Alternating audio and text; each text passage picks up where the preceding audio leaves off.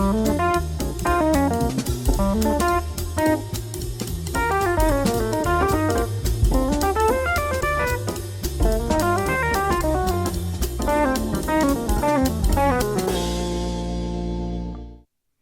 everybody, my name is Tom Stewart. Welcome to Line of the Week number 268, Motif Development Using Melodic Rhythms. It's time again to take a rhythm, add notes to it, and then improvise with it over tunes. This form of improvisation is called motif development. The chord progression for this week's line is a modified B-flat blues. The motif development tools I'm using in this example are melodic variation, extension, and sequence. Melodic variation refers to the same rhythm with different notes. Extension means new material added before or after a motif or motif fragment.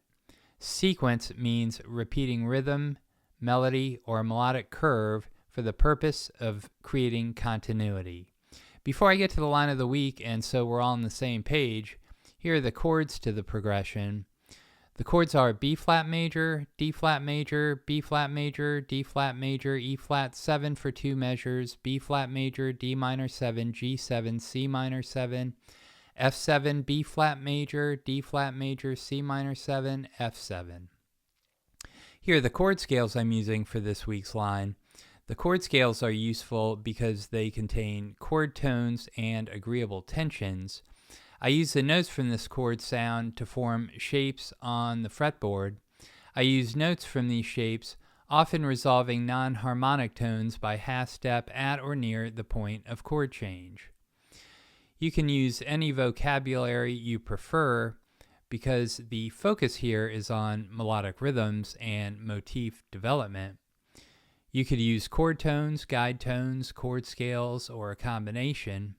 Also, many chords have more than one chord scale choice. The chord scales I'm using for today's chord progression are F pentatonic, A flat major, F pentatonic, A flat major, B flat melodic minor for 2 measures, F pentatonic, C major, A flat melodic minor, B flat major, G flat melodic minor, F pentatonic, A flat major, B flat major, G flat melodic minor. Here's the melodic rhythm I'm using this week. It is 4 consecutive eighth notes starting on the first beat of the measure. You can try it in your own music with any instrument, any style.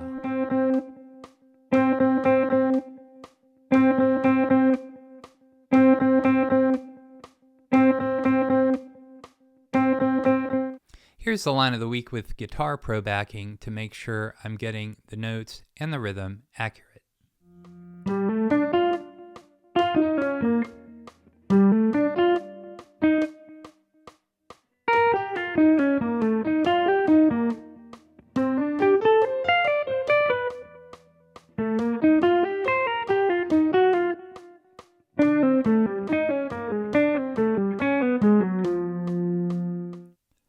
Let's look specifically at the line of the week.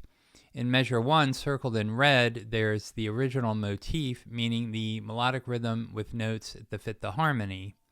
Measure 2 contains a melodic variation of the original motif. The rhythm is similar to the original motif, but the notes are changed to fit the chord. Measure 3 contains another melodic variation, followed by an eighth note extension.